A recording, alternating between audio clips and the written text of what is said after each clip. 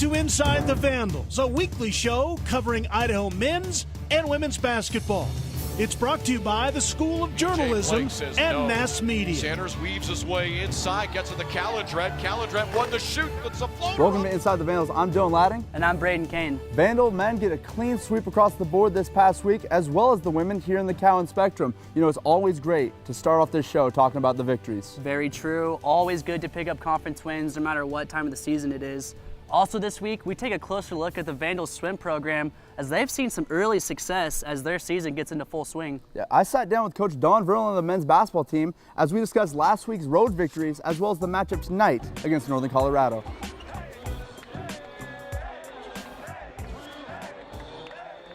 Inside the Vandals, I'm Dylan Ladding, and I'm here with Coach Don Verlin. Thank you again for joining us, Coach. Well, you're welcome.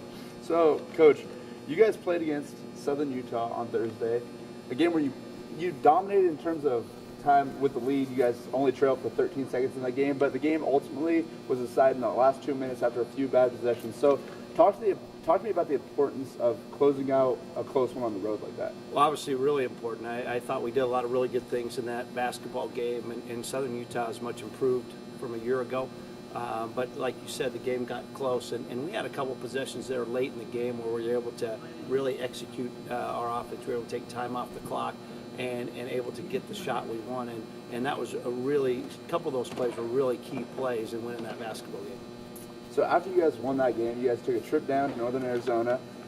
It was a little different story. You guys trailed for the majority of the game, but a lot thanks to Torrey Johnson. Talk a little bit about the difficulty of defending a guy that really hasn't broken out yet. Yeah, that's always a tough trip. When you go from Southern Utah to Northern Arizona, it's a 5.5-hour bus ride. You're playing in elevation, and my whole message last week was having energy.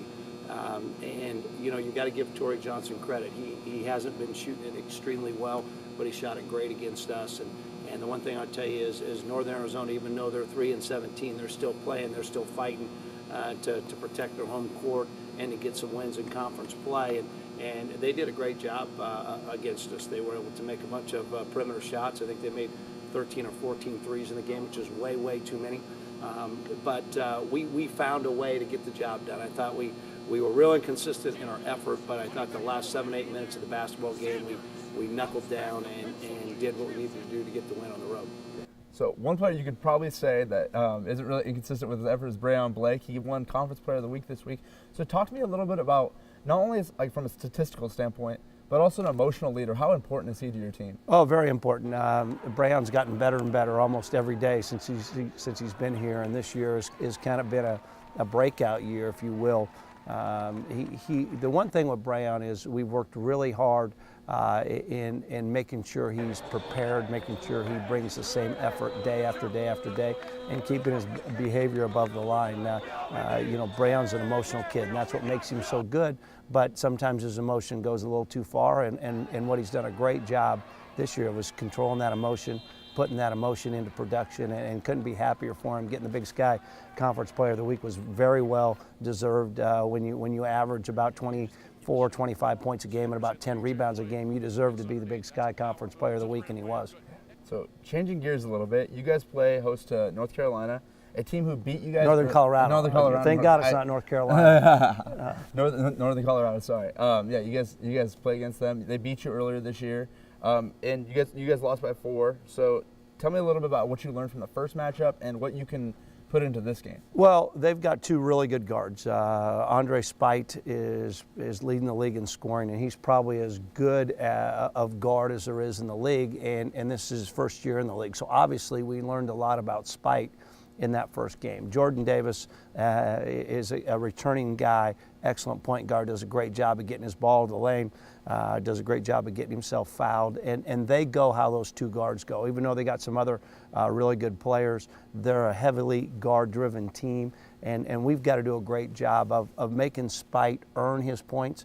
If he gets 25 or 26, his average in conference play, we got to make sure he does that shooting a very low percentage, where it takes a high volume of shots to get that number. And then we got to do a great job of keeping Jordan Davis out of the lane and off the free throw line, because that's where he's most effective. Jeff Linder is the coach there, and he's done a great job of getting those guys to believe in his system. They're one of the best scoring offensive teams in the conference. They pose a lot of problems for your defense. What we got to make sure we do is just have one heck of a defensive effort this weekend. Yeah. So, in terms of their defense, let's talk about their defense a little bit, because Vic struggled in the last game against them. He went 4 for 14 and had 17 points. So, in terms of all conference play, how do you? Because they know Vic's a threat to go for 20 every single game. So how do you get him better looks this time around? Well, they do a good job. They put a lot of emphasis on Vic. Jordan Radabaugh is usually who guards him. He's an outstanding defender. They work really hard on denying him the ball and making him really work for his shots. As a group, as a team, we have to do a better job of screening for Vic, putting him in positions to make plays. And then on the other side of that, Vic has to do a really, really nice job of making sure his team wins, doing the things that you need to do to make sure your team wins. If they're going to deny you and do some of those things and double you when you put the ball on the ground, then you got to make the next pass. You got to make the right play, and so that's what we're going to work on this week is Vic controlling what the right play is, what the wrong play is, and we're going to work like crazy to get him the shots that he needs for us to be successful. Coming up, an interview with John Newley, and we take a look at the Vandals swim team.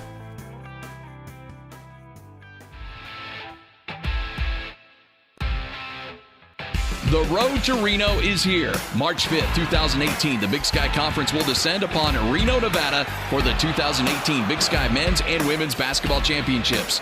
Go to roadtoreno.com to book tickets and accommodations for Big Sky Men's and Women's Basketball. The road to Reno is here. Be part of the thrill of Big Sky Men's and Women's Basketball and join the road to Reno.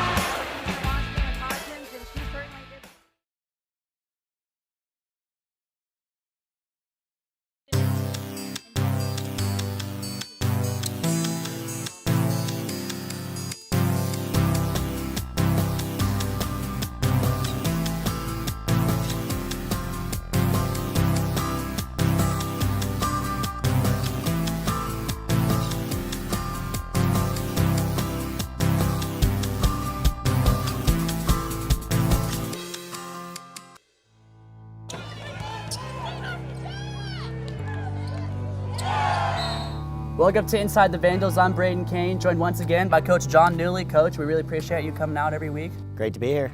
So let's get right into it. Last week, you had Southern Utah on Thursday, Northern Arizona on Saturday. Let's talk about Southern Utah last Thursday. Last week, we discussed how you wanted the post play to improve. It definitely did that night. Jerry McCorkle with a double-double, as well as Natalie Klinker. What things did you see them doing well?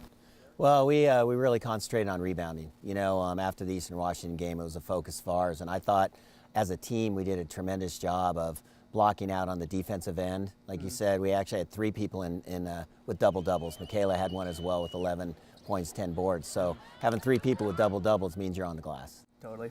So we'll switch gears, go into the game last Saturday against Northern Arizona. Got some revenge from last year, beat them by 15 this year. What things did you guys do better this year around? Well, we played great defense, I thought, against NAU. We did a really good job of really limiting the personnel the way we wanted to, their shot selection. And then, again, we rebounded the basketball well. And we're just talking and communicating better than we have. We'll talk about Michaela Ferenz's night. She had a much better game than she did last year, actually tripling her output, 33 points, 9 rebounds, almost finishing with that double-double. What things were you guys doing better to get her some more open looks and open shots? Well, we got out in transition. I think she got in space. Out there in Flagstaff last year, she had 41 against them. So, I think we took their adjustments and then we made our adjustments, and our adjustments went a little better, that's for sure. And Michaela was getting open and knocking down her open looks. We'll switch gears now. Fast forward in tonight's game. You got Northern Colorado. They lost by 4 this last time around this season. Were you actually leading going into the fourth quarter? What things need to change for you guys to get the win this time around? So travel's got to go good for us. We just need to play better defense, take care of the basketball. We had 23 turnovers against those guys, and a lot of it was on, just on us, not really due to their pressure. So we're going to have to do a better job of keeping care of the basketball. We can't turn it over on top like we did. It led to 29 points for them. So certainly a major emphasis for us this week. So 2 of their guards, Savannah Smith, Savannah Scott, combined for 38 points in the last game. They're both averaging 17 a game. How do you stop a dynamic duo like them? They're great players. They can both score. They can shoot deep threes, do a great job of getting to the rim, and they do a great job of getting to the free throw line. There's a lot of flopping going on, I can tell you that. But, you know, we got to be able to keep people in front, those guys in particular, and find them in transition because if they're open, they're knocking it down. So you have a chance to take down a team that's tied for first, Northern Colorado, this week. How does that change the mindset going into practices this week? Well, I think, you know, you want to go on the road and you got to give your best effort, you know, and know we're 1 game out of first place. Know if we beat them, we'll be tied up, you know, at least with them. I mean, there's a few other teams, you know, are tied for first right now, but we got to come out and we really got to get after it. You know, this road trip, you know, still 2 of the top teams in the league. Obviously, Northern Colorado in first, but North Dakota just beat Northern Colorado. So, big road trip for us. That's all we have for today. Coach, as always, thank you for joining us on the show. We really appreciate your time. Up next, a rare home meet for the swim team this week as they have been eager to get back into action. Mike Walsh with the story. The Idaho swimming and diving team has been hard at work this winter, but you have to look beyond their schedule to see the results. The Vandals have not faced head-to-head competition since the middle of November. And as head coach Mark Soa explains, there's a method to his madness, and it all adds up to peak performances at the conference championships in February.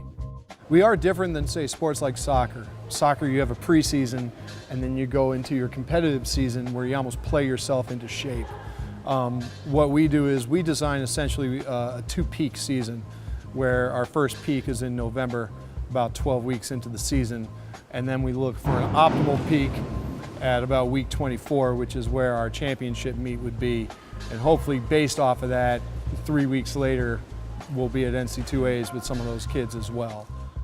As a swimmer, you train as hard as you can for a certain amount of weeks, and it kind of goes through cycles. And so each cycle, you increase your yardage until you get to a certain point where you drop it off, and then you start resting again. It's tough for them because they're so proud of the work they do. Logically, it doesn't make sense. I get rest, I go fast, you know. To them, I work hard, I go fast. How does working less lead to better results? But those who trust the process reap the rewards. One of the biggest challenges in the sport is staying locked in and focused. Luckily for the Vandals, they have a cohesive group ready to help each other reach the finish line. Swimming is a very mental sport. It's hard to find a team of 30 girls that all get along so well with each other, and we definitely have that. We're here on our own for about 3 weeks in Moscow training. That's lonely, you know? You gotta value your teammates. You gotta essentially love your teammates. This is your extended family now. And you know, you could complain about it and wish that you were training in Hawaii over break, or you can be proud of the fact that you're in Moscow getting it done. You know, that was a great piece, beautifully shot by Alex Sullivan.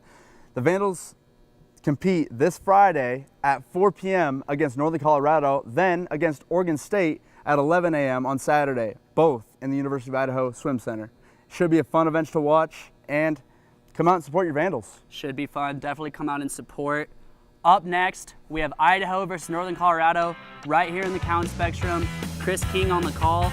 For Inside the Vandals, I'm Braden Kane. And I'm Dylan Ladden. And we'll see you back here on Saturday.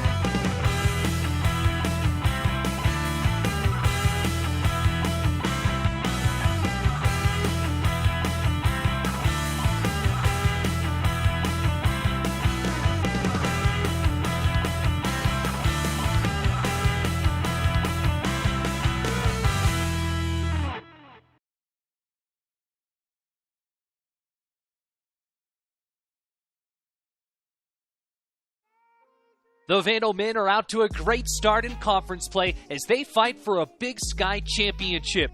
Get in on the action with the Vandal 4-pack, featuring games against North Dakota, Southern Utah, Eastern Washington, and Montana for just $40.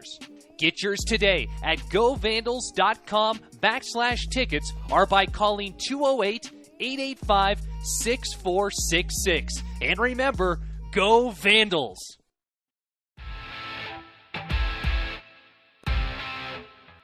The road to Reno is here. March 5th, 2018, the Big Sky Conference will descend upon Reno, Nevada for the 2018 Big Sky Men's and Women's Basketball Championships. Go to roadtoreno.com to book tickets and accommodations for Big Sky Men's and Women's Basketball. The road to Reno is here. Be part of the thrill of Big Sky Men's and Women's Basketball and join the road to Reno.